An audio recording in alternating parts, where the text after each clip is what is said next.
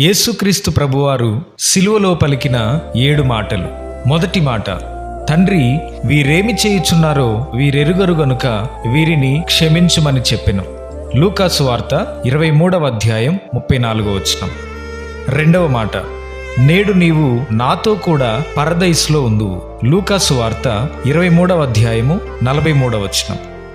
మూడవ మాట, అమ్మా, ఇదిగో నీ కుమారుడు, ఇదిగో నీ తల్లి.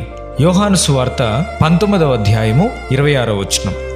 నాలుగవ మాట, నా దేవా, నా దేవా, నన్ను ఎందుకు చెయ్యి విడనాడితివి.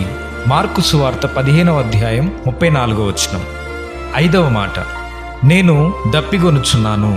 యోహాను సువార్త 19వ అధ్యాయం 28వ వచనం. ఆరవ మాట, సమాప్తమైనది. యోహాను సువార్త 19వ అధ్యాయం 30వ వచనం. ఏడవ మాట, తండ్రి, నీ చేతికి నా ఆత్మను అప్పగించుకొనుచున్నాను. లూకా సువార్త 23వ అధ్యాయం 46వ వచనం.